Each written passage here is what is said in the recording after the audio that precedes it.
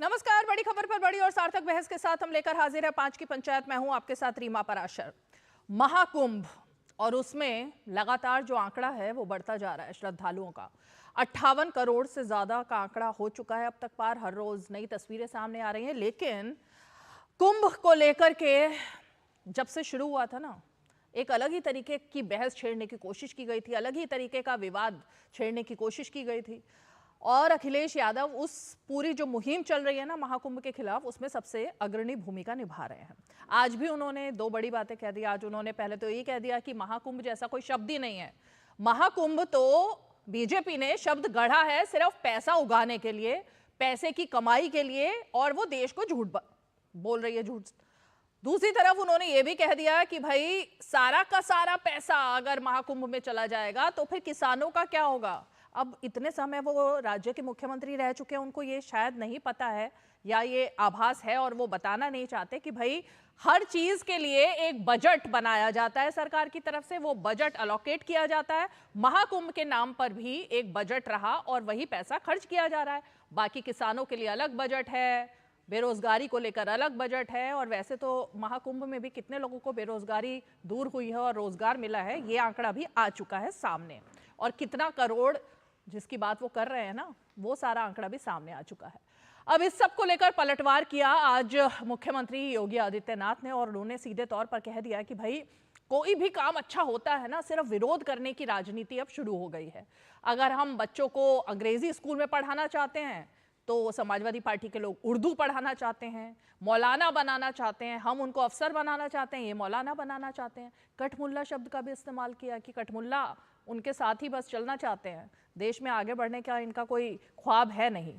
इसी बीच एक और बड़ी खबर आ गई तेलंगाना से, और तेलंगाना में हुआ कि भाई रमजान के दौरान मुस्लिम कर्मचारियों को शाम 4 बजे के बाद उनको छुट्टी दे दी जाएगी। इस पर बवाल तो होना ही था ना। अब जब तुष्टीकरण के आरोप लगते हैं तो उसका जवाब नहीं होता है विपक्ष के पास। महाकुंभ को लेकर के खड़गे जी ने भी सवाल खड़े कर दिए कि इससे गरीबी दूर नहीं होगी। तो क्या अब ये 4 बजे की छुट्टी जो दी जा रही है, इससे क्या गरीबी दूर होगी? क्या बाकी कर्मचारियों के साथ ये न्याय है? आज जरा इसी पर चर्चा करेंगे कि क्यों देश में हर चीज के नाम पर सिर्फ तुष्टीकरण की राजनीति ही विपक्ष को दिखाई दे रही है और वार किया जाता है सनातन हिंदुत्व, आस्था और महाकुंभ पर। चलिए पहले जरा बयान और तस्वीरें देखते हैं, उसके बाद चर्चा की शुरुआत करेंगे।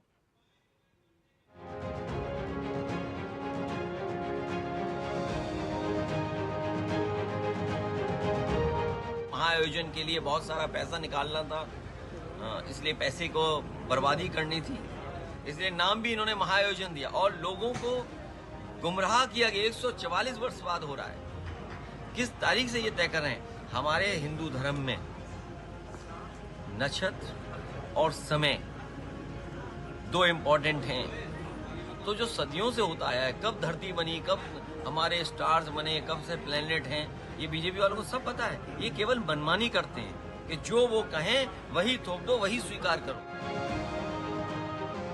यही ढोंग है आप लोगों का, यही ढोंग है।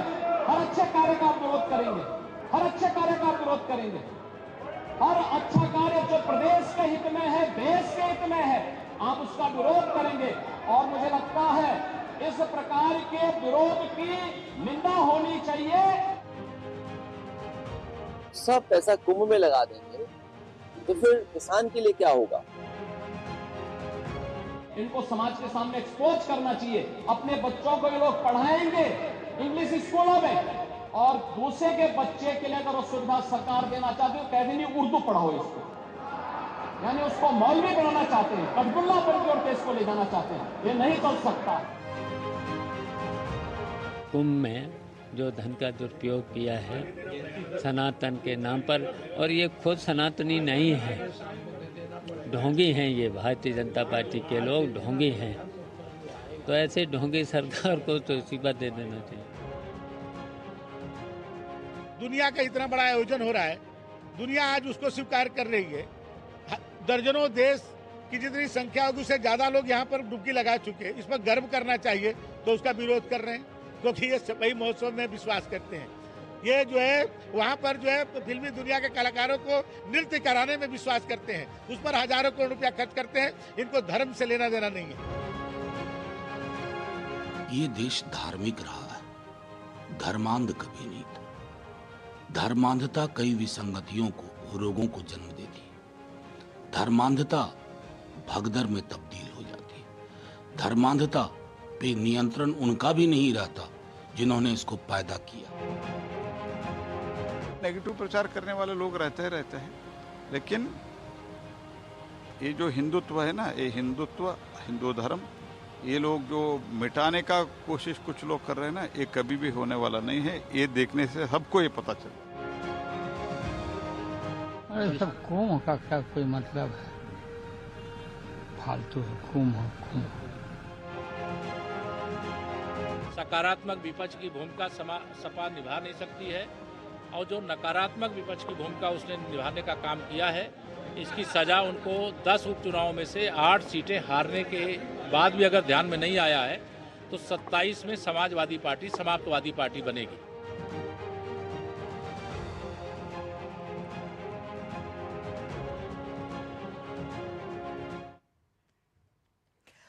तो किस तरीके से मजाक उड़ाया जा रहा है ये? आपने देखा ना अभी तस्वीर, जो आखिरी अंतिम तस्वीर इस पैकेज की चली, अस्थि कलश लेकर आज विधानसभा में पहुंच गए समाजवादी पार्टी के विधायक। एक तरीके से मजाक बनाया जा रहा है। अगर जो भी कुछ हो रहा है उसको लेकर इस तरह से राजनीति करनी है और धर्मांधता उसको बोलनी है, तो भाई जो लोग वहां पर स्नान करके विपक्ष के नेता आ रहे हैं, क्या वो भी धर्मांध हो चुके हैं? जरा इसी का जवाब तलाशने की कोशिश करते हैं। खास मेहमान हमारे साथ जुड़ गए हैं, परिचय करा देते हैं। हमारे साथ मनीष शुक्ला जी मौजूद हैं, जो कि भारतीय जनता पार्टी के प्रवक्ता हैं, हमारे साथ बीजेपी का पक्ष रखने के लिए। हमारे साथ तारिक खान जी हैं, समाजवादी पार्टी के प्रवक्ता। हमारे साथ रोहित अग्रवाल जी हैं, जो कि आरएलडी के नेता और प्रवक्ता हैं। साथ ही हमारे साथ मनीष शुक्ला जी तो जुड़ ही गए हैं, साथ ही हमारे साथ राकेश शुक्ला जी जुड़ रहे हैं, जो कि राजनीतिक विश्लेषक और वरिष्ठ पत्रकार हैं, और सैयद जवाद कुछ ही पलों में हमारे साथ कांग्रेस पार्टी का पक्ष रखने के लिए जुड़ेंगे। लेकिन तारिक खान जी, ये धर्मांधता और ये अस्थि कलश जो आज लेकर विधानसभा में गए आपके विधायक, क्या मजाक, क्यों मजाक चल रहा है ये? कुछ लोगों ने जाने खोई, उनके साथ इस तरह का मजाक। तब हम विरोध नहीं कर सकते हैं, मजाक है विरोध करना। विरोध ना करें। सत्ता में ये रहे, विपक्ष में इतने साल, अटल बिहारी वाजपेयी तो ना कभी बैलगाड़ी पे बैठ के आया जाया करते थे विरोध के चक्कर में। सुषमा स्वराज, लाल कृष्ण आडवाणी, इन लोग ने कभी विरोध ही नहीं किया। ये तो सरकार के सभी निर्णय को कहते थे, वाह भाई बहुत अच्छा है, शाबाश, हमारा समर्थन है आपको, और हम अगर असहमत हैं और उसमें विरोध करने का हमारा तरीका है, हम अपने तरीके से विरोध करेंगे। ये तो अधिकार है। अब आप चाहती ये हैं, या बीजेपी चाहती ये है कि ये जो भी करें हम तुरंत आ जाएं कि नहीं नहीं बहुत अच्छा, जैसे ये करते आए थे 51 से, जब से इन्होंने पार्टी बनाई, और उसके बाद जब भारतीय जनता पार्टी बनाई, तमाम इनके पुराने जो दल थे वो यही करते आए थे भी। ये कैसा, मतलब मुझे समझ में नहीं आता है, तो सवाल ही अजीब। नहीं, विरोध किस चीज को लेकर है, यही तो मैं जानना चाहती हूँ। महाकुंभ को लेकर विरोध है, महाकुंभ के नाम को लेकर विरोध है, पुराणों में जिक्र को लेकर विरोध है। विरोध की वजह कोई तो होगी, हर रोज एक नया विरोध सामने आ रहा है। नहीं, जैसे अगर ये कहा जाएगा कि आ जाइए, बहुत से लोग 144 साल बाद हो रहा है, ठीक है, व्यवस्था है आपके पास, व्यवस्था है।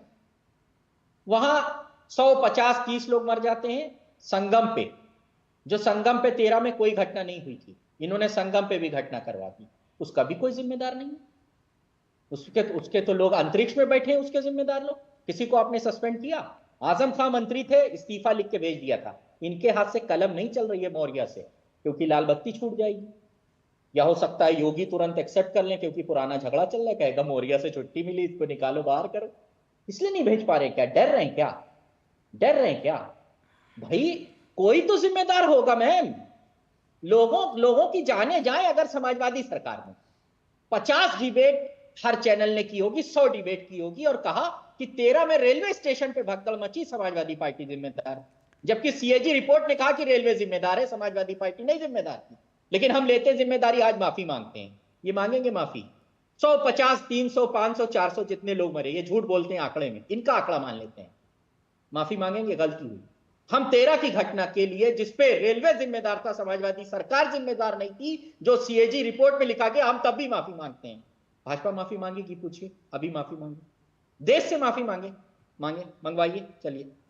अब तारिक खान जी, मनीष शुक्ला जी, तारिक खान जी तो अपनी पार्टी लाइन से ही आज अलग ही बात कर रहे हैं, मुझे ऐसा लग रहा है। अब इनके नेता अखिलेश यादव तो आज प्रेस कॉन्फ्रेंस किसी दूसरे मुद्दे पर कर रहे थे। उन्होंने तो महाकुंभ के नाम को लेकर आज प्रेस कॉन्फ्रेंस की। उन्होंने ये सवाल उठाया कि सारा का सारा पैसा ही अगर महाकुंभ पर खर्च हो जाएगा तो किसानों के हिस्से में क्या आएगा। अब ये मौतों वाली बात, ये राजनीति तो उन्होंने अब पीछे छोड़ दी है, उन्होंने तो अब आगे की बात कर दी ना। तो ये महाकुंभ का नाम क्या आप लोगों ने पैसा कमाने के लिए गढ़ा था क्या ये नाम, या पता ही नहीं है इसके बारे में कुछ? देखिए रीमा जी, मूल विषय ये है कि जिस तरीके से 13 जनवरी के बाद एक सनातन धर्म को मानने वालों का जो जनसमुद्र उमड़ा है, केवल प्रयाग ही नहीं, अयोध्या, काशी, वृंदावन, उससे अखिलेश यादव सत्ते में है, हताशा में है और उनको ये समझ में नहीं आ रहा है कि आखिर हम क्या करें। अगर आप अखिलेश यादव के बयानों को अगर 10 दिन का उठाइए तो 10 दिन 10 तरह की बातें करते नजर आ रहे हैं।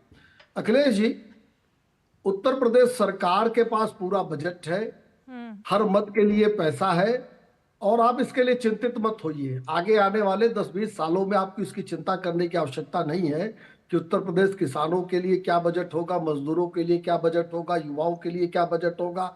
इतनी हमने मेडिकल कॉलेज बना दिए, यूनिवर्सिटीज बना दिए, आप चिंतित मत होइए। आप भी आयोजन कराते थे, सबने देखा है, उसको बार बार रिपीट करने कोई फायदा नहीं है। आपको तो आयोजन पसंद था, आप सफाई में कराते थे, और हमको सनातन धर्म के आयोजन पसंद है, हम उसको जरूर कराएंगे। आपके इन आरोपों से विचलित होने वाली नहीं है भारतीय जनता पार्टी। और जिस तरीके से अब अखिलेश यादव अवधी भाषा का विरोध करने लगे हैं, ब्रिज भाषा का विरोध करने लगे हैं, भोजपुरी का विरोध करने लगे हैं और कह रहे हैं भाई उर्दू उर्दू उर्दू उर्दू, तो ये इनकी मानसिकता को झलका रहा है। कल अभी तो अकबर बाबर को याद कर रहे थे खड़े होके कि अकबर का किला, बाबर, औरंगजेब, सब इनके ऊपर हावी हो चुका है। तुष्टीकरण में इतने इस हद तक चले गए हैं कि महाकुंभ का आयोजन हो रहा है, इनको अकबर और बाबर नजर आ रहे हैं। इनको जब अवधी, भोजपुरी और ब्रजभाषा की बात होती है तो भी उनके अंदर वही मुगलिया सल्तनत इनके ऊपर हावी रहती है। तो जी तारिक खान जी, मैं आ रही हूँ सैयद आपके पास, लेकिन पहले इसका जवाब दीजिए जो मनीष शुक्ला जी ने बोला, क्योंकि रिजल्ट तो यही बता रहे हैं ना, नतीजों ने बता दिया कि पीडीए का कार्ड तो चला नहीं। अब अगर पीडीए का कार्ड नहीं चला तो रणनीति में बदलाव की जरूरत है। अब वो रणनीति क्या सीधे सीधे हिट करने से होगी? महाकुंभ पर, सनातनियों पर, हिंदुत्व पर, और उनके ऊपर सवाल खड़े करने हैं। हिंदुत्व पे कोई सवाल, ये सवाल सरकार से है और हमारी नैतिक जिम्मेदारी है सरकार से सवाल। अच्छा, हम मुगल का नाम लेते हैं, मुगल की माला जपते हैं, और मुगल के ही टाइप के वंशज जब कतर से आते हैं तो ये अपने आप को बिछा देते हैं कि लो मेरे ऊपर से निकल जाओ, आ जाओ, महाराज आए, महाराज आए। ये क्या है? ये क्या है? महाराज आए हैं, मेरे ऊपर से चढ़ के चले जाओ भाई, जहाज मेरे ऊपर उतार दो, बीच में नहीं। देखिए भाई, देखिए मैम, बीच में नहीं, मैम बीच में नहीं, मैम बीच में नहीं। वो करेक्ट कर रहे हैं, मैम बीच में करेक्ट कर रहे हैं, करेक्ट कर रहे हैं। यही समस्या हो जाती है। मैंने इनको करेक्ट किया था, झूठ के अलावा कुछ नहीं बोलते हैं। मैंने इनको करेक्ट किया था क्या? ज्यादा काबिल न बना करो यार, संवेदनशीलता से बात करनी चाहिए। आप लोग तो चाहते ही है, ज्यादा काबिल न बना करिए। चाहते ही है, मैं आपको 24 घंटा करेक्ट कर सकता हूँ। अच्छा, सब अपनी अपनी बारी में बोलेंगे, मेरे ख्याल से सब अपनी अपनी बारी में बोलेंगे। ओके, सब अपनी बारी में। मैं कुछ कहना चाहता हूं, लेकिन सुनिए तारिक जी, भाषा को तो मर्यादित रखेंगे ना। नहीं ठीक है, बीच में बोलना अलग एंगल है, लेकिन भाषा की मर्यादा अलग एंगल है, वो तो आप रखेंगे। बोलिए, आप इनसे मत बोलवाइए, आप कहिए कि तारिक भाई इसको ठीक तो ठीक है, बीच में ओके, बीच में कोई नहीं बोलेगा, लेकिन भाषा का संयम रखेंगे आप। ठीक है, ठीक है, ओके। तो जब कतर के महाराज आते हैं तो हम लोग फूल लेके पहुंच जाते हैं, वो भी कहीं ना कहीं मुगल के ही वंशज होंगे, साबित कर दूंगा मैं। तो फिर क्या कहेंगे इस पे? क्या कहेंगे इस पे मैम?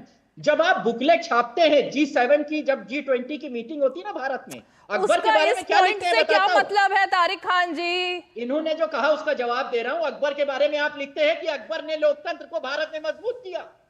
माला आप जपते हैं अकबर की, जिन्ना के यहाँ मजार पे फूल आप चढ़ाते हैं। जब कोई सऊदी और कतर से आता है महाराज, मुगल के वंशज, उनके सामने फूल आप बिछाते हैं, ठीक है, आप करते हैं। हमें किसी और देश को मुसलमान पॉइंट ये नहीं था, पॉइंट ये था कि आप अपने बच्चों को उर्दू पढ़ाना चाहते हैं और हम अंग्रेजी पढ़ाना चाहते हैं। योगी आदित्यनाथ ने कहा, सवाल वो था। उर्दू और संस्कृत पढ़ाने का अधिकार सबको है। आप संस्कृत पढ़ना चाहती हैं या नहीं, इसका अधिकार संविधान देता है। 12 से 35 आर्टिकल यही समझाता है कि कौन क्या पढ़ेगा। आजादी है, ठीक है, हम डिक्टेट नहीं करेंगे कि कौन उर्दू और संस्कृत पढ़ेगा। तो इंग्लिश नहीं पढ़नी चाहिए क्या?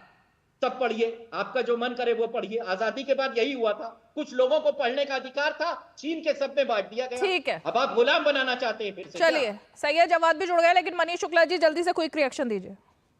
देखिए, एक तो भाषा की मर्यादा और शुचिता आप समाजवादी पार्टी से अपेक्षा मत करिए। अरे जिन लोगों ने पिता और चाचा के लिए क्या क्या शब्द प्रयोग किए 2016-17 में, उनसे आप भाषा और मर्यादा कम से कम डिबेट में जब ये लोग बैठते हैं तो मैं तो अपेक्षा नहीं करता हूं। और जिनको मुगलों की सीमा के बारे में नहीं पता है कि मुगल की सीमा कहां तक थी, वो लोग कहां के रहने वाले थे, अब ये कतर, सऊदी अरब, कल बता देंगे रसिया तक सीमा थी। तो ये देखिए, अखिलेश यादव जी जिस पार्टी के नेता हैं, उनके प्रवक्ताओं से ऐसी उम्मीद है। अब वो भूल गए तारिक खान जी कि आप इलाहाबाद यूनिवर्सिटी के पढ़े हुए हैं, तो इस तरह का तो जवाब, अरे भाई पढ़ाई लिखाई के मामले में आप उनको कैसे कम्पीट नहीं कर सकते तारिक खान जी? वो तथ्यों पर और इतिहास पर बात कर रहे हैं ना मनीष शुक्ला, वो तो वो नहीं कर सकते आप कम्पीट उस पर। मैं मनीष शुक्ला के झूठ के बीच में नहीं बोला, ये सुचिता है, ये ईमानदारी है। कौन सा झूठ? कौन सा झूठ? अरे क्या जानते हैं ये? हाँ? क्या जानते हैं ये? क्या झूठ तो है? अरे वो मुगल के साथी ना होंगे वो? आप सारे मुसलमानों को दुनिया के एक ही साथ तो देखते हैं, तो मैंने क्या गलत कह दिया? उन्होंने बताया सीमा कि कहां से कहां तक सीमा थी। सीमा मुगल की जानते हैं कहां से कहां तक थी। इसी पे बात कर लेते हैं, इसी पे चर्चा कर लेते हैं। आगे बढ़ाइए बिल्कुल। और एरा भी डिफाइन करवा दीजिए इनसे, मुगल का क्या था और कब से मोहम्मद गजनवी से शुरू करें, और बीच के सारे राजा जब तक बहादुर शाह जफर थे सबका नाम गिना दें। चलिए, इनका टेस्ट शुरू होता है अब 1 2 3, चलो आओ भाई। नहीं तो हम इस पर क्यों चर्चा करेंगे? लेकिन आज का युवा इस पर चर्चा नहीं करना चाहता भाई। आज का युवा आगे बढ़ना चाहता है तारिक खान जी, इस लपेटे में नहीं आएगा युवा आज का। आपका छोटा प्रवक्ता डर गया, बोल ही नहीं रहे। नहीं आएगा। रुकिए, अब रुकिए। मोहम्मद बिन कासिम से गिनाइए ना कितने मुसलमान लोग आए यहाँ पर, नाम गिनाइए ना। थोड़ा उससे आगे बढ़िए। समाजवादी पार्टी के पास आगे बढ़िए। मुगलों का नाम रखने का समाजवादी पार्टी और अखिलेश यादव के पास है। वकालत कर रही थी, अब ये भाग रहे, बता ही नहीं रहे। अरे साहब, मैं पूछ रहा हूँ कि प्रातः स्मरणीय ये दिक्कत क्या है सैयद जवाद? ये क्या दिक्कत है? ओके आपके प्रातः स्मरणीय ठीक है, सुनिए। ओके सैयद जवाद, ये दिक्कत क्या है भाई? हेलीकॉप्टर अपने ऊपर आप उतरवा रहे हैं। अच्छा ठीक है, रुकिए। आगे बढ़ते हैं। सैयद जवाद, ये क्या दिक्कत है कि कभी भी देश में अगर सनातन की बात हो उस पर डिबेट करना चाहो, हिंदुत्व की बात हो उस पर डिबेट करना चाहो, देश में करोड़ों लोग अगर आस्था की डुबकी लगा रहे हैं उस पर बात करना चाहो, तो मुगलों पर बात करनी पड़ जाती है। क्यों भाई, क्यों करें मुगलों पर बात? अभी हम तो आस्था पर बात कर रहे हैं इस वक्त, और फिर बात आ जाती है तेलंगाना में 4 बजे के बाद छुट्टी मिल जाती है। तो सवाल होगा या नहीं होगा कि नवरात्र में छुट्टी क्यों नहीं होती? ये तो जायज सवाल है ना सैयद जवाद? बहुत जायज सवाल है। और रीमा जी, आपको और आपके सभी दर्शकों को मेरा जय हिंद, जय संविधान। तारिक भाई की आज मैं बहुत सी बातों से नाइतफाकी जाहिर करता हूँ, और ताहिर भाई की बात से मैं इसलिए नाइतफाकी जाहिर करता हूँ कि आदरणीय शुक्ला साहब की रिश्तेदारी बिल्कुल भी कोई मुगलों से नहीं, बिल्कुल नहीं। अरे सुन तो लीजिए, मुझे नहीं मुगलों पर डिबेट करनी है। अरे भाई, वो उनकी शुक्ला जी की कोई, मैं तो कह रहा हूँ शुक्ला जी की रिश्तेदारी मुगलों से नहीं है, वो ब्राह्मण आदमी है। हाँ, लेकिन कुछ लोग थे जिनकी रिश्तेदारी भी हुई, और बहुत से राजपूत लोग थे, उन्होंने अपनी रिश्तेदारी भी निकाली और अपनी शादियां भी करी, अकबर को भी बेटियां दी और वहां पर भी शादियां करी। तो शुक्ला जी की कोई रिश्तेदारी नहीं हो सकती, लेकिन हाँ कुछ लोग हैं उनकी रिश्तेदारी हो सकती है। मैं इसलिए रमजान में 4 बजे के बाद छुट्टी देने से क्या लिंक है? अरे अभी तो मैं आया हूँ, अभी तो मैंने अभी आ रहा हूँ। देखिए, मुद्दे पे बहस चल रही थी बहुत अच्छी। मैं तो रिश्तेदारी, मैं तो खानदान तक बता दूंगा। नहीं जाना मुझे खानदान पर ना, मुझे नहीं जाना खानदान पर। मेरी एक्सपर्टीज इसी में है कि मैं लोगों के खानदान से तलाशता मुझे नहीं हूं। आपकी किसकी एक्सपर्टीज पर कहाँ बात बेटी करनी है, बिहार मुझे हुई है, कांग्रेस कहाँ पार्टी के चीजें- पक्ष पर नहीं, बात करनी है। नहीं सैयद नहीं जवाद। नहीं मैं आज जो हूँ इस बात से इत्तेफाक नहीं रखता। दूसरी चीज मैं कह रहा हूँ, बड़ा आंकड़ा साहब बात करने लगे हैं कि कुंभ में 50 करोड़ लोगों ने डुबकी लगाई। आस्था का विषय है, बिल्कुल सदी की आस्थाओं का सम्मान होना चाहिए। इनके पास ये तो आंकड़ा है कि 50 करोड़ लोगों ने डुबकी लगाई, 58 लेकिन इनके पास 58 हो गए। हाँ, वहां पर लाइए आंकड़ा दिखा हो दीजिए। गए तो आप ऐसे कह रहे हैं जैसे पता ही नहीं है आपको। नहीं मेरे पास कोई आंकड़ा आया नहीं, लेकिन यही सवाल मैं पूछता हूँ भारतीय जनता पार्टी से। मनीष शुक्ला जी को बेरोजगारी का फ्रेम में आंकड़ा बता लीजिए। दो। नहीं बेरोजगारी का आंकड़ा बता दो, इन 45 सालों में कितनी, कहते नहीं पता। भूखमरी का आंकड़ा बता दो, कहते नहीं पता। बेरोजगारी का आंकड़ा नहीं पता। कितने लोग कुंभ के अंदर लोग की जान चली गई, उसका आंकड़ा बता दो, नहीं पता। कितने लोग जो है दिल्ली रेलवे स्टेशन पे मर गए, उनका आंकड़ा बता दो, नहीं पता। कितने लोग नोटबंदी में लाइन लगा करके मर गए, आंकड़ा बता दो, नहीं पता। जीएसटी लगाने के बाद कितने व्यापारियों ने आत्महत्या कर ली, आंकड़ा बता दो, नहीं पता। किसी कानून बिल लेकर के आते हैं, कितने किसान शहीद हो गए, आंकड़ा बता दो, नहीं पता। लेकिन कुंभ की डुबकी का आंकड़ा है, वो बताना चाहिए, बिल्कुल जरूरी बताना चाहिए। अरे जाति जनगणना का भी आंकड़ा बता दो। हम तो पूछ रहे हैं जाति जनगणना का आंकड़ा कब बताओगे? वो नहीं पता होगा, वो नहीं पता होगा, क्योंकि आस्था का राजनीतिकरण करना है। मुगलों से रिश्तेदारी शुक्ला ठीक है होगी, लेकिन है बहुत से लोग उनकी रिश्तेदारी है। रोहित अग्रवाल जुड़े हुए हैं, राकेश शुक्ला जी जुड़े हुए हैं, लेकिन मनीष शुक्ला जी सवाल आपसे जवाब दीजिए। आंकड़े ओके, ठीक है, जवाब सुनिए। देखिए रीमा जी, हिंदुओं की सहिष्णुता का कितनी बड़ी परीक्षा ली जाती है। एक तरफ आस्था का जनसमुद्र उमड़ा हुआ है, उसको समाजवादी पार्टी और ये जो अभी महोदय बोल रहे थे, ये लगातार मृत्यु से तुलना कर रहे थे। कभी भी ये लोग तो मास्टर है ना, इनसे पूछिए कि कुरान में क्या है, इस्लाम में क्या है, जन्नत जहन्नुम क्या है, उसके बारे में बताए। सनातन धर्म के बारे में हमको इनसे क्यों सुनना? सनातन धर्म के जो पीठ पर्व है उसके बारे में क्यों सुनना? कभी आपने हमने पूछा कि मक्का में लोग मर जाते हैं कभी जाने पे, तो उसमें क्या होता है, क्यों होता है? माफ करिए, आपकी ठेकेदारी नहीं है, आप ठेकेदार मत बनिए। ये लोग लेनी है तो संविधान की नहीं है।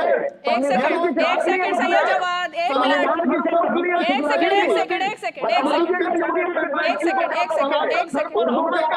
कर रहे हैं। उर्दू इसी उत्तर प्रदेश की है, उर्दू पढ़ लिया, वो व्यक्ति हमला कर रहा है सनातन धर्म पे। ये व्यक्ति जो बैठा है, ये हिंदुओं पर हमला कर रहा है, हमारे महाकुंभ पर हमला कर रहा है, हमारी आस्था पे हमला कर रहा है। ये हिंदुस्तान है और हिंदू है, इसलिए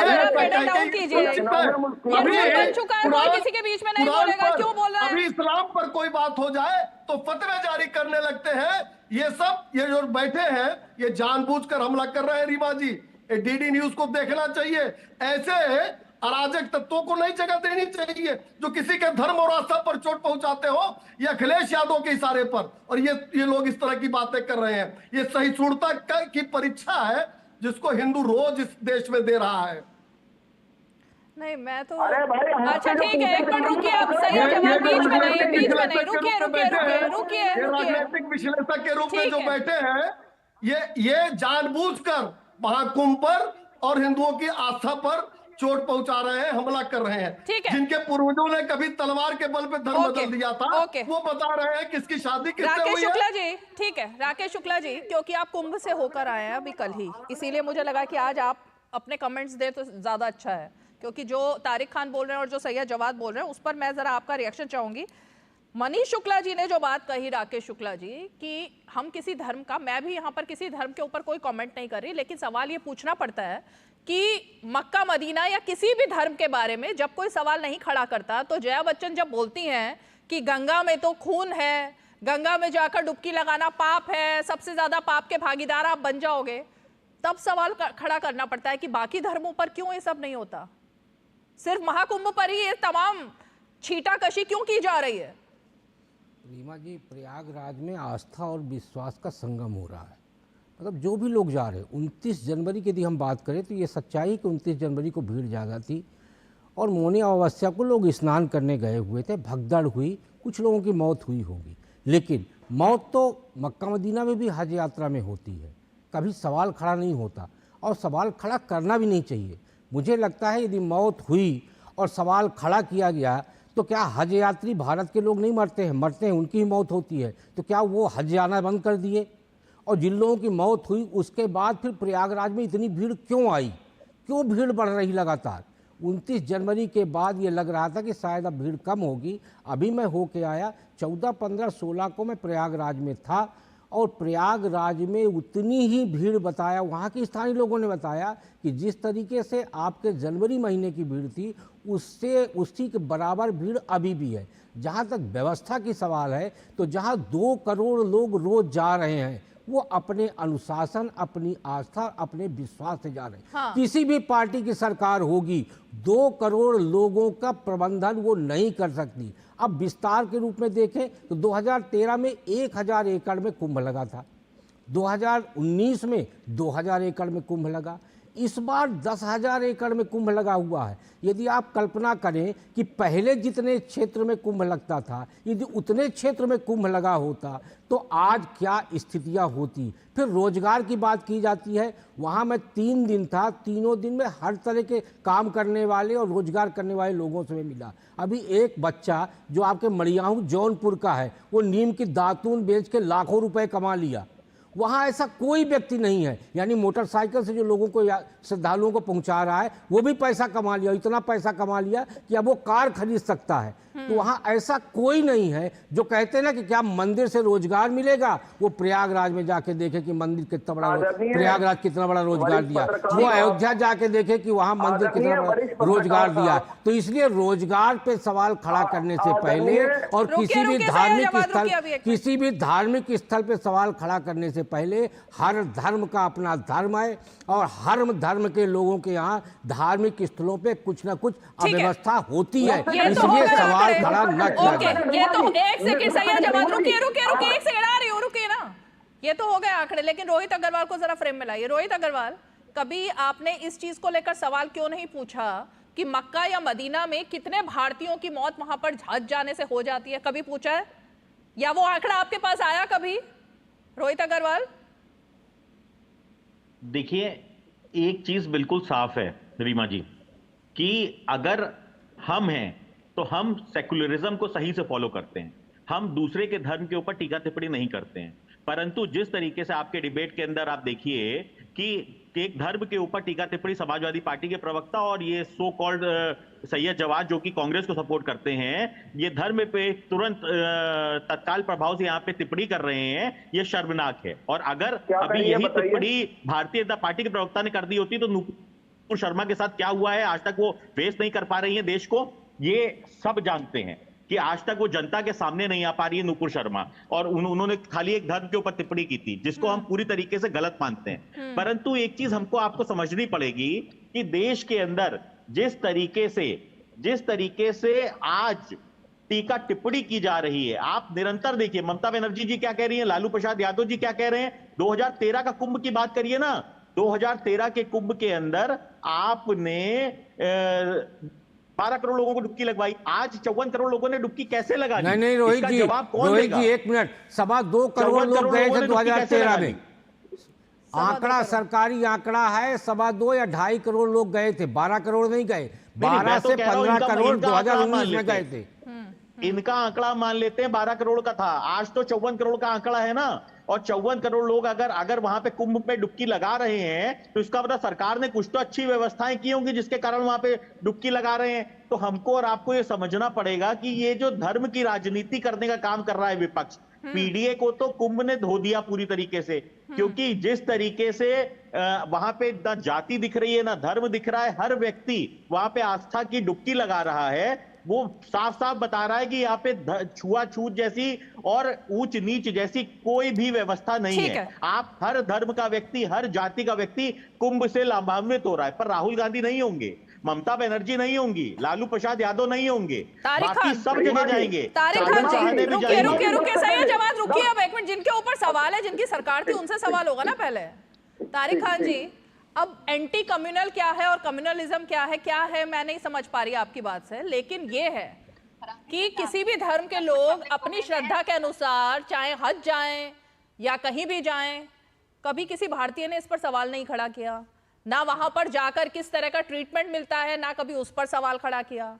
लेकिन ये लाइसेंस सिर्फ हिंदुइज्म पर ही मिलता है क्या, या महाकुंभ पर ही मिल चुका है कि हर चीज पर सवाल खड़ा करना है, लोगों को डराना है ताकि लोग अगर जा रहे हैं आस्था में तो वो ना जाएं, रुक जाएं, कैंसिल कर दें अपना रिजर्वेशन। ये हो रहा है ना फिर। तारिक खान जी फ्रीज हो गए। सही है जवाब, आप जवाब दीजिए। नहीं, मैं तो रीमा जी देखिए, अभी वरिष्ठ पत्रकार साहब राकेश शुक्ला ने बात करी कि जो है वहां पर महाकुंभ के अंदर एक शख्स अभी मैं मेरा जो सवाल है मेरे सवाल पर आइए, पहले तारिक खान मेरे सवाल पर आएंगे, उसके बाद सही है जवाब। जी जी जी, मैं देखिए ऐसा है ना कि आप मक्का मदीना को बीच में ले आई, मैं इंतजार ही कर रहा था कि मक्का मदीना की एंट्री हो गई। जब हम वोट डालते हैं तो हम मक्का मदीना का राजा चुनते हैं, वोट डालकर प्रिंस को चुनते हैं। प्रिंस को चुनते हैं क्या, हम चुनते हैं भारत की सरकार, और चुनते इसलिए हैं क्योंकि सवाल पूछ सके, ये लोकतंत्र में लिखा हुआ। और हम जब सवाल पूछ रहे हैं, कुंभ पे सवाल नहीं, लोग मर जाएं तो अभी कह रहे हैं अगर लोग मर जाएं तो सवाल मत पूछो।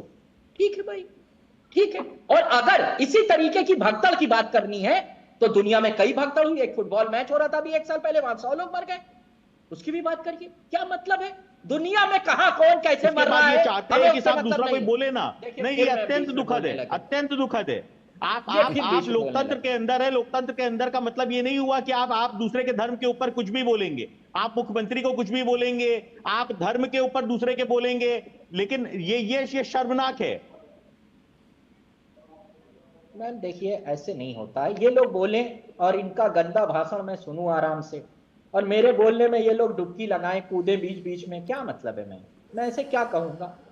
मैंने सीधे से ये कहा कि हम सऊदी गवर्नमेंट को वोट नहीं देते हैं मैम, अगर जाने जाएंगी, अकाउंटेबल सरकार है, हम सरकार के से अपनी जिम्मेदारी समझकर करोड़ों लोगों ने समाजवादी पार्टी को वोट दिया, हम पूछेंगे कैसे मत भाई, हम पूछेंगे आप क्या कह रहे हैं, तो जाने गई थी ना। बीच में नहीं, रोहित अग्रवाल जी बीच में नहीं, बीच में नहीं, 2013 में भी तो जाने गई थी ना, उसके ऊपर आप नहीं बोलेंगे क्या। 2013 में जो जाने गई थी उस पे क्या होगा। दिक्कत है, कड़वी बात 2013 में तो 2013 में तो अखिलेश यादव जी ने कुंभ का आयोजन किया था, जहाँ पे आज 54 करोड़ लोग डुबकी लगा चुके हैं, और 2013 में क्या हुआ था, 12 करोड़ लोग डुबकी लगा रहे थे, उसके ऊपर कोई नहीं बोलेगा क्या। क्या तरीका है, क्या भारतीय जनता पार्टी आज माफी मांगेगी, मैं 13 के लिए सर झुकाकर माफी मांगता हूं, हमसे गलती हुई, माफी मंगवाइए, माफी मंगवाइए। किस चीज के लिए माफी मांगनी है मनीष शुक्ला को। इतने लोगों की जान गई, माफी फ्रेम में लीजिए भाई।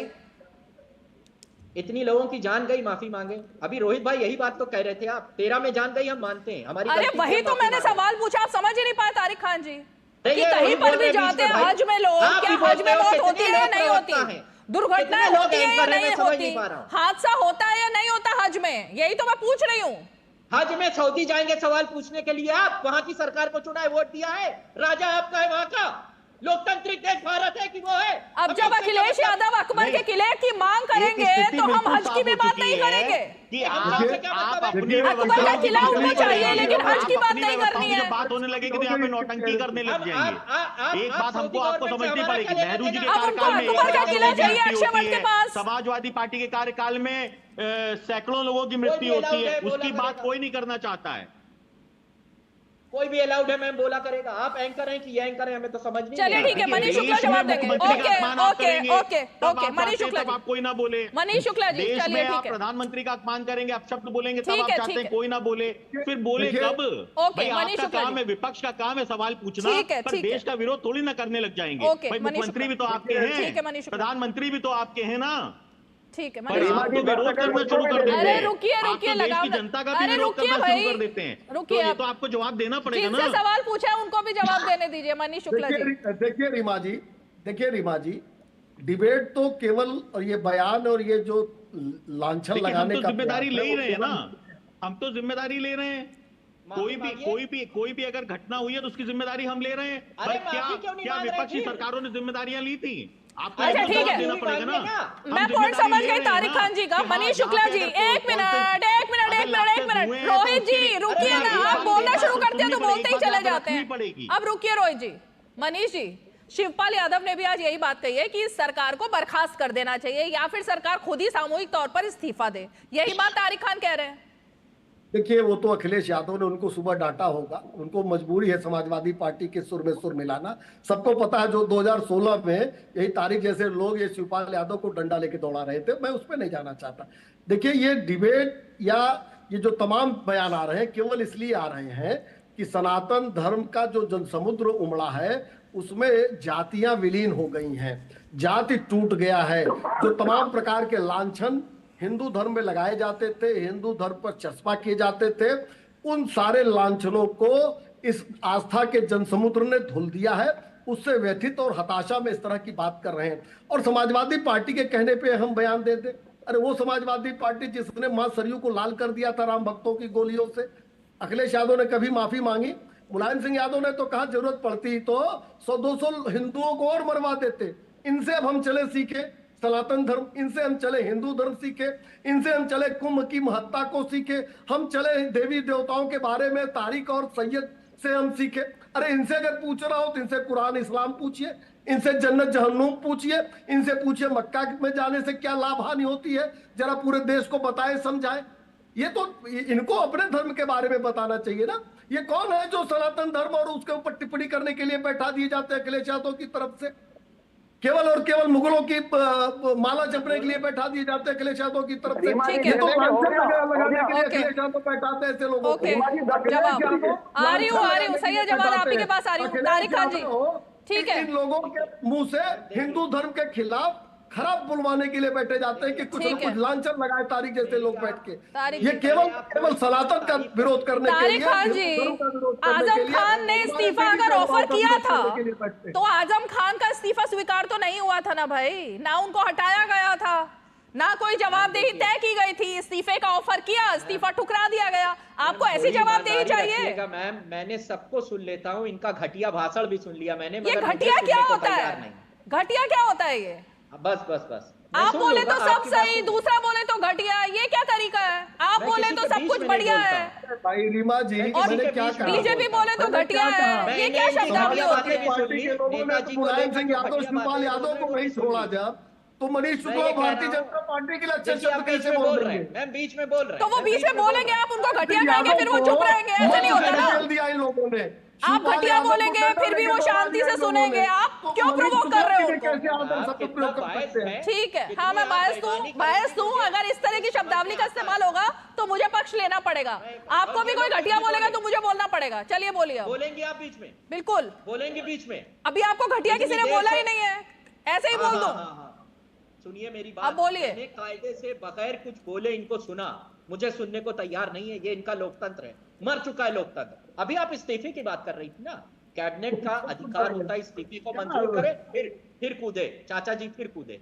अरे न कूदो भैया थोड़ी देर, लोकतंत्र मर गया है और इनकी हिम्मत है इस तरह बोलने की। सनातन का भी टेंडर हुआ, सनातनियों का टेंडर हुआ इनके नाम का। सनातन देखिए फिर बीच में बोले। मैम आपसे ना करा पाएंगे आप डिबेट, आपसे ना हो पाएगा। आप अशोक श्रीवास्तव से सीखिए डिबेट कैसे कराया जाता है। लोकतंत्र है कि तुम हिंदू धर्म के खिलाफ सनातन धर्म के खिलाफ बोल रहे हो। मैं आपसे रिक्वेस्ट कर रहा हूँ कि ऐसे गुंडों को चुप कराइए। अशोक श्रीवास्तव से देखिए, अब आपने गुंडा बोला, अब आपने गुंडा बोला, फिर आपने उनको प्रवोक किया, फिर वो कुछ बोलेंगे, फिर आप मुझे कहेंगे मुझे किससे क्या सीखना है। अब ये नहीं होता ना। जनता पार्टी का 2 करोड़ का गुंडा मुझे डिस्टर्ब कर रहा है, मैं क्या करूंगा? ठीक है, 2 करोड़ का गुंडा डिस्टर्ब कर रहा है और आप इसको चुप नहीं कर पा रहे हैं। मैम आपको अशोक श्रीवास्तव से डिबेट अखिलेश यादव जी ने जो संस्कार दिए उस शब्दों से बाहर आ रहे हैं। 9 बजे अरे रुकिए, एक मिनट। हाँ बोलिए, 1 मिनट रुकिए। फुल फ्रेम में जरा तारिक खान जी को रखिए, वो बता रहे हैं डिबेट कैसे करनी चाहिए। मनीष शुक्ला जी 1 मिनट रुकिए। मनीष शुक्ला जी, एक तो मुझे बहुत खुशी हो रही है अंदर से ये जानकर। 1 मिनट मनीष जी, 1 मिनट मनीष जी, मुझे बहुत खुशी हो रही है ये जानकर कि डीडी न्यूज का कोई शो तो इनका फेवरेट शो है कम से कम। ये डीडी न्यूज को इतनी तल्लीनता से देखते हैं ये जानकर मुझे बहुत खुशी हो रही है। कम से कम टीआरपी चैनल की बढ़े, इससे अच्छी बात क्या होगी। बहुत प्यार करते हैं, कम से कम बहुत अच्छा लगा। समाजवादी पार्टी वाले सारे डीडी न्यूज के एंकरों की डिबेट तो सुनते हैं। ट्रेनिंग ले लीजिए, बीच में सब्जी मंडी मत बनाइए जैसे गुंडों को बुलाकर। ओके, सब्जी मंडी मत बनाइए। और आपको उनसे ट्रेनिंग लेनी चाहिए। ठीक है, कॉपी पेन लेके अखिलेश यादव ने जो शब्द इनको बताए वही ये बोल अच्छी पा रहे डिबेट हैं। करा लेता है। ओके, अब अब आपकी भाषा देख लीजिए।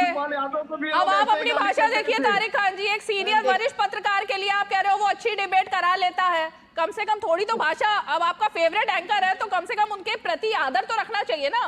करा लेते हैं, एक पढ़ी लिखी सभ्य भाषा होती है, किसी के लिए आदर सूचक शब्दों का इस्तेमाल करना। करा लेता है, ये क्या शब्दावली है। चलिए हटिए, अब सैयद जवाद। रीमा जी, इनसे अगर आप भाषा की रीमा जी, मुझे लगता है रीमा जी देखिए, मैं तारिक भाई की फिर आज इस बात से जो है विरोध अपना जो है दर्ज कराता। तारिक भाई आप रमेश बिधूड़ी के वीडियो मत देखा करिए रमेश बिधूड़ी के वीडियो।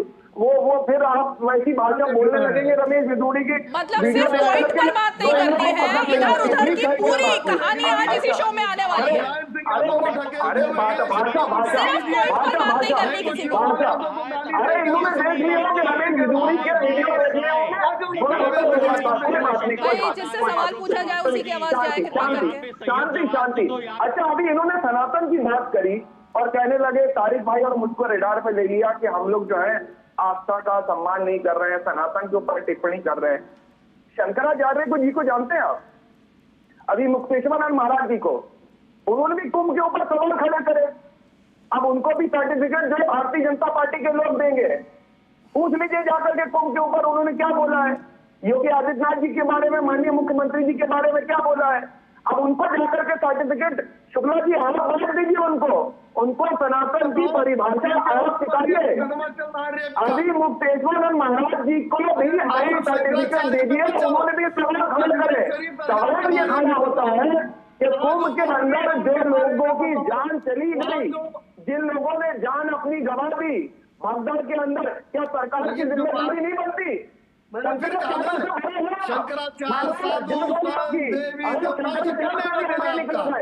शुक्ला जी आप शंकराचार्य से बड़े निकल गए। मैं आपको जो अपने जो है आदर और सम्मान व्यक्त करता हूँ। आप जो है हिंदू धर्म गुरु से भी बड़े हुए, क्योंकि उन्होंने भी सवाल खड़े करे। राकेश शुक्ला जी, ओके राकेश शुक्ला जी, मेरे ख्याल से यहाँ पर मनीष शुक्ला ने जो पॉइंट रखा उस पॉइंट को जरा आगे बढ़ाना बहुत जरूरी है। ना वेद पढ़ेंगे ना पुराण पढ़ेंगे, वेदों में किस चीज का जिक्र है पता ही नहीं है। तारिक खान को भी नहीं पता, अखिलेश यादव को भी नहीं पता। ऋग्वेद में क्या है, यजुर्वेद में क्या है, किस पुराण में महाकुंभ का जिक्र है, किस पुराण में कुंभ के बारे में क्या कहा गया है। देश को भी भटकाना है, बच्चों को भी भटकाना है, और चैनल्स को तो बैठ करके बस लड़वाना है आपस में। एक मिनट रुकिए सैयद जवाद, रुकिए। राकेश शुक्ला से सवाल है मेरा, अब रुकिए राकेश शुक्ला जी, अब रुकिए एक मिनट, रुकिए। अरे रुकिए भाई, फिर तारिक खान जी मुझे कहेंगे ट्रेनिंग लेने के लिए। बार बार एक प्रश्न आता है 147 साल का। अरे रुकिए एक मिनट। हाँ, 2013 का मैं आपको कटिंग दिखा सकता हूँ। 2013 में एक मैगजीन में खबर छपी थी कि 2025 का जो कुंभ होगा उसमें शनि और राहु तुला राशि में प्रवेश करेंगे, सूर्य चंद्रमा और बृहस्पति का ग्रह बनेगा, और ये संयोग 147 वर्ष में बनेगा। ये तब के कुंभ की बात कही गई थी, ज्योतिषियों ने कही थी। मैं ज्योतिषी नहीं हूँ, ना मैं कोई प्रकार पंडित हूँ, मैं वो खबर पढ़ा हूँ, मेरे मोबाइल पे है वो क्लिपिंग, और उसमें साफ तौर पे गणना करके बताया गया था कि जो अगला कुंभ होगा उसमें ये संयोग बनने वाला है। और ये गणना और ये पूरी खबर तब दी गई थी जब कुंभ 2013 में लगा हुआ था। तो बार बार हाँ ये जरूर है कि योगी जी ने शायद 3 साल कम कर दिया, वो 144 बोल रहे हैं, और जो खबर आई है उसमें 147 वर्ष का जिक्र किया गया है कि ये संयोग 147 वर्ष में बनेगा। एक चीज़ मैं थोड़ा सा मेरी समझ से बाहर आ रहा है, लोकतांत्रिक व्यवस्था की बात की गई और तारिक साहब ने कहा कि भारत की सरकार को वो वोट देते हैं इसलिए भगदड़ और मौत पे प्रश्न किया जा सकता है, और हज यात्रियों की भगदड़ में जो भारतीयों की मौत होती है उस पे हम वहाँ की, रुकिए थोड़ा सा, इसलिए हम वहाँ ज्ञान की बात इसलिए हम वहाँ की सरकार से सवाल नहीं कर सकते।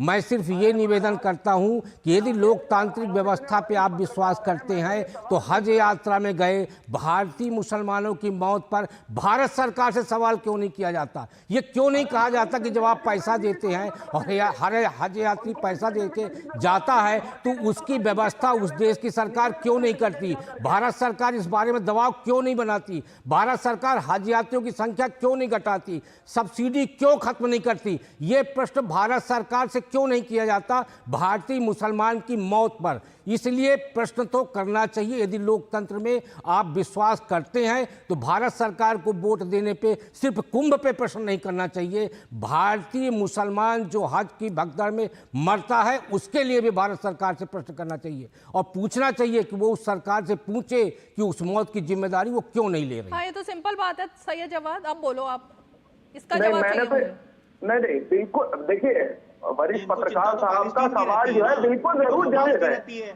आप उनसे ये पूछ लीजिए कि अरे भाई मुसलमान मरे या हिंदू मरे सबकी मौत मौत ही है ना। देखिए तो मुसलमान भाइयों की मौत पर क्यों सवाल ना खड़ा किया जाए?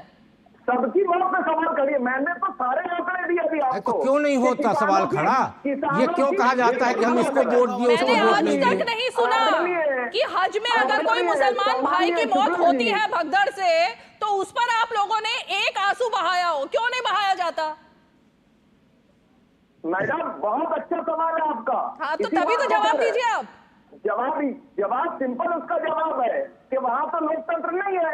अच्छा आप बंद कर दीजिए वहां लोकतंत्र। बात ही खत्म हो गई। भारत सरकार पैसा तो देती है ना। वहां लोकतंत्र नहीं है। ओके ओके सुनिए तो मोहम्मद बिन सलमान जब आए जिनको प्रोटोकॉल। अरे राहुल गांधी को तो भारत में लोकतंत्र मरता हुआ दिख रहा है, आपको सऊदी अरब में दिख रहा है। मैं तो समझ ही नहीं पा रही सच्चाई क्या है। राहुल गांधी कह रहे हैं भारत में लोकतंत्र मर गया, आप कह रहे हो सऊदी अरब में लोकतंत्र नहीं है। अरे आप इतने उग्र हो गए, मैं समझ गए आप फंस गए हो आज सैयद जवाद। आपके पास जवाब नहीं पड़ रहा। ये बाउंसर आ गया जो राकेश शुक्ला जी ने सवाल पूछ लिया। इस सवाल की आपको अपेक्षा ही नहीं थी कि टर्न यहाँ पर कट जाएगा सवाल। जवाब सुनिए। हाँ।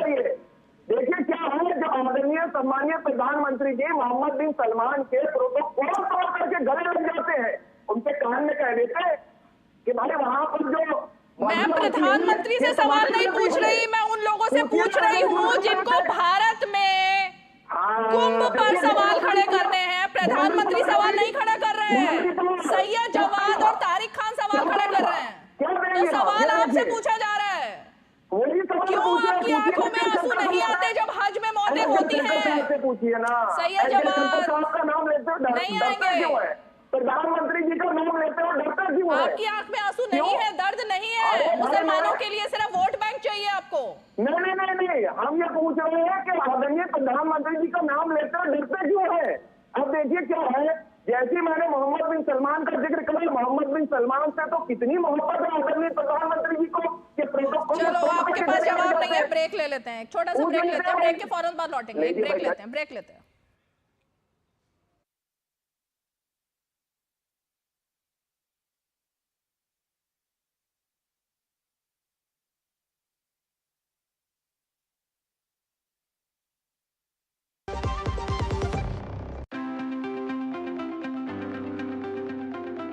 The heart of your kitchen is the LPG gas stove. My ISI and BIS certified LPG stove is the source of heat needed to cook my favorite meals, so I can safely and happily enjoy cooking. विश्व की अग्रणी अर्थव्यवस्था की ओर बढ़ रहे भारत की समृद्धि में सूक्ष्म, लघु और मध्यम उद्यमों यानी MSMEs का महत्वपूर्ण योगदान है और इन उद्यमों को भारत सरकार का MSME मंत्रालय आर्थिक, तकनीकी और मार्केट लिंकेज जैसी सहायता प्रदान कर प्रधानमंत्री श्री नरेंद्र मोदी जी के विकसित भारत के विजन को साकार करने में अहम भूमिका निभा रहा है। हमारे लिए MSME का मतलब है maximum support to micro, small and medium enterprise. मंत्रालय के पास आपके व्यवसाय को बढ़ाने, नई मशीन और तकनीकी तथा कौशल विकास के लिए credit guarantee scheme, cluster development programme, PM Vishwakarma, PMEGP जैसे अनेक योजनाएं हैं। अपने सपने को साकार करने और एमएसएमई मंत्रालय की विभिन्न योजनाओं का लाभ लेने के लिए आज ही उद्यम पंजीकरण करें, जो कि सरल और बिल्कुल मुफ्त है। हर एमएसएमई बनेगी अग्रणी, आधुनिक और आत्मनिर्भर।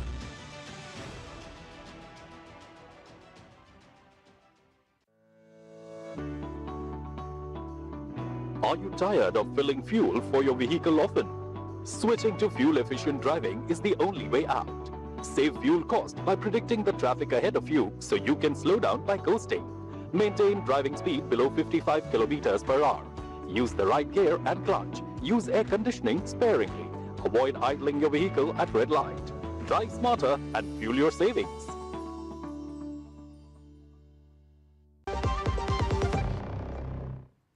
चलिए डेटा आ गया मेरे पास। तारिक खान जी, मेरे ख्याल से कोई बीच में ना बोले। अब सैयद जवाद अगर है तो दोबारा जल्दी से उनको फ्रेम में लीजिए। साल 2015 में मक्का में हुई भगदड़ में कम से कम 2000 लोगों की मौत हो गई थी तारिक खान जी। 1990 के हज में भगदड़ के बाद ये सबसे बड़ी दुर्घटना थी। 2024 में भी हज में भगदड़ के दौरान 2400 लोगों की मौत हो गई थी। और ये कैसे हुई थी? किसी लापरवाही से नहीं, बल्कि पत्थर फेंकने के दौरान। इस पे सवाल खड़ा करें, पूछे सवाल या छोड़ दें? नहीं, बिल्कुल पूछिए। मेरी आवाज आ रही है तो पूछ लिया। बिल्कुल पूछिए, अब बोलो। बिल्कुल पूछिए। देखिए मैम, एक बात बताइए, तर्कहीनता की भी हद होती है। अच्छा, अब क्या अगर कुंभ पे सवाल पूछना है तो क्या इंतजार करें कि नई कोई भगदड़ हो मक्का और मदीना में, पहले उसका खंडन करें, पहले उस पे सवाल पूछ लें तब कुंभ पे पूछें? बिल्कुल पूछना चाहिए।